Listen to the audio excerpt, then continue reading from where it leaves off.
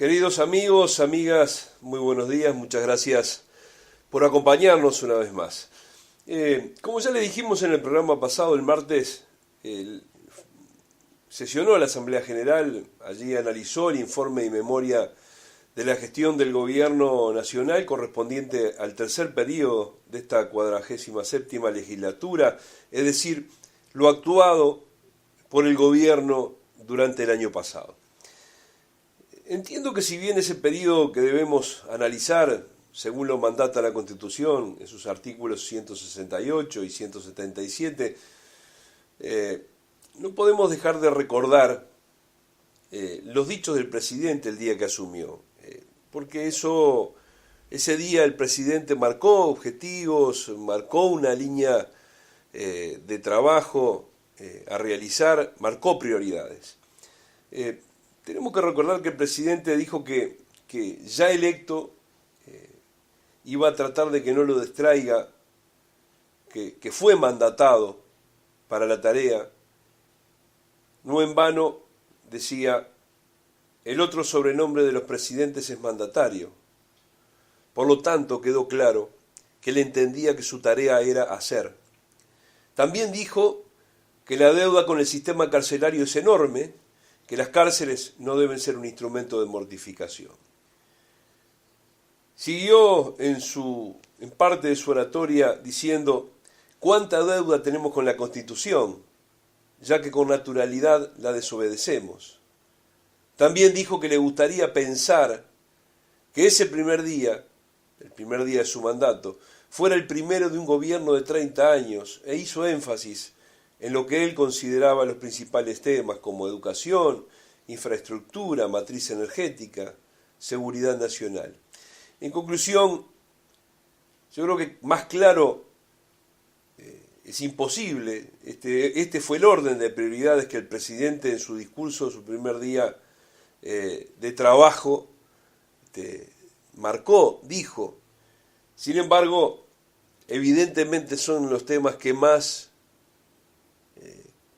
deuda tiene el gobierno en cuanto a realizaciones. Después dijo, si miramos una radiografía, lo que vemos son formas cóncavas y convexas, negociando el ajuste porque se necesitan entre sí. Hace rato que la batalla por el todo o nada termina siendo un camino seguro para que nada cambie y todo se estanque. De verdad queremos seguridad para la vida cotidiana. Otra vez reiteró el tema con énfasis, el tema de la seguridad. Los gobernantes deberíamos llenar planas como en la escuela, repitiendo 100 veces, no nos debemos olvidar de la educación.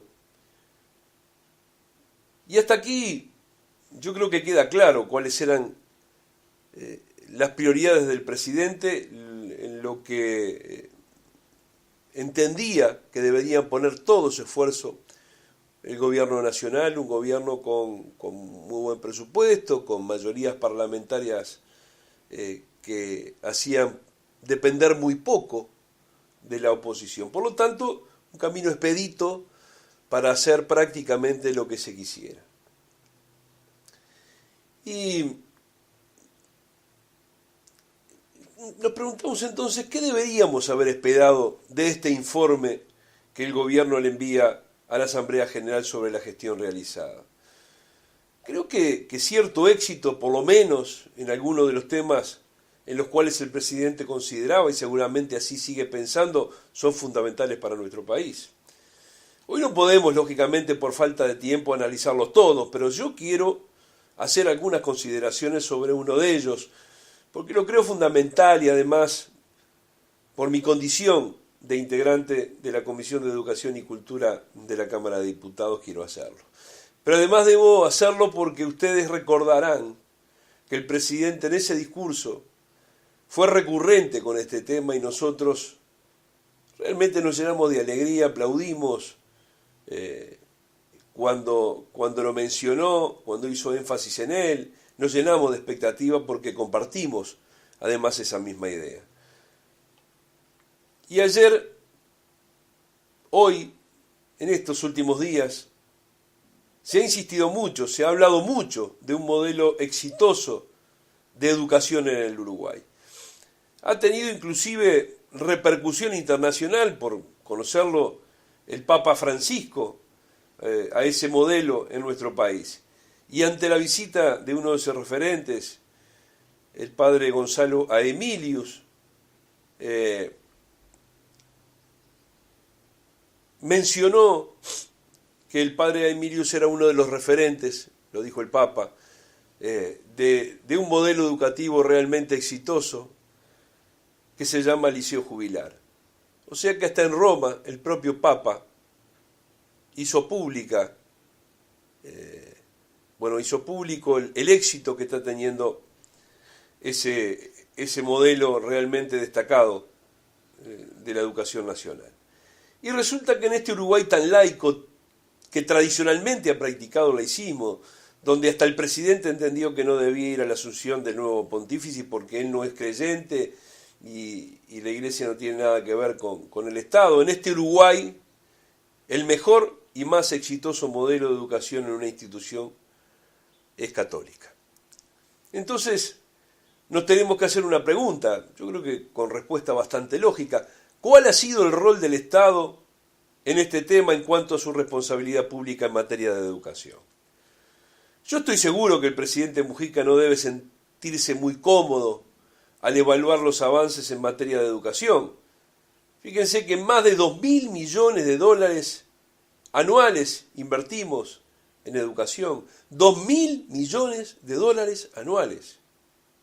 Y yo voy a decir algo que es inocultable y que el oficialismo lo puede exhibir, exponer en el lugar más destacado. El mayor presupuesto de la historia de nuestro país lo ha hecho este gobierno en materia educativa.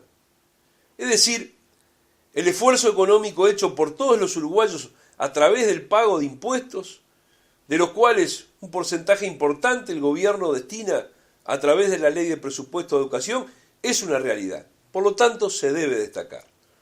Pero resulta que después de realizado este esfuerzo se falla no en la intención, porque la intención está manifiesta en los dineros destinados, sino en la gestión. Es allí donde los resultados no se ven.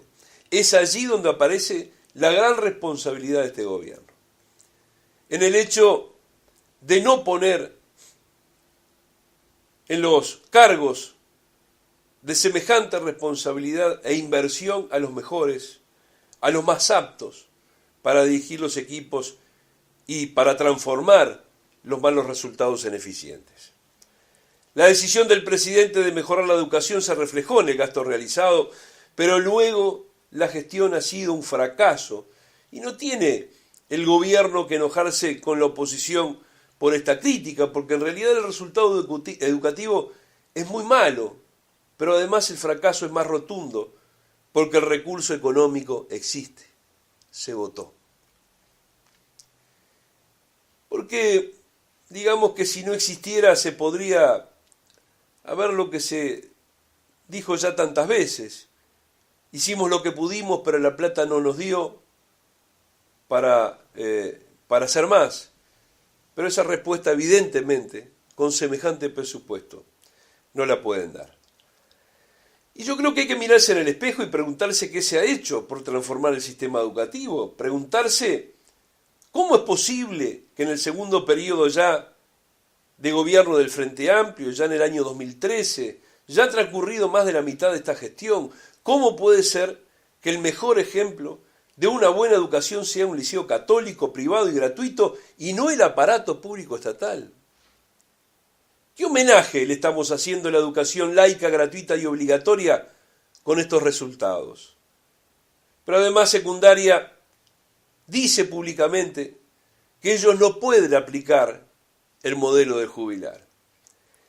Y nos preguntamos cuál es el misterio que no se puede develar para que una institución privada, en el lugar más complejo, ya no de Montevideo, sino de nuestro país, social, económicamente complejo, en la cuenca del barrio Casaballe, tenga éxito y la educación pública con semejante presupuesto, el mayor de la historia de nuestro país, no lo pueda tener. Yo creo que no hay otra respuesta que el fracaso en la gestión. Queridos amigos, vecinos, compañeros, se nos ha ido el tiempo. Yo quiero agradecerles una vez más el hecho de que nos hayan acompañado. Tal vez en próximos programas volvamos a hablar, a tratar de transmitir lo que ha sido este mensaje del Poder Ejecutivo a la Asamblea General, tratando de despejar algunas dudas, de poner en claro cuál es realmente la posición que ha adoptado este gobierno frente a temas que realmente todos consideramos importantes para la buena marcha de nuestro país. Los espero el próximo martes en compañía del diputado Luis Lacalle Pou.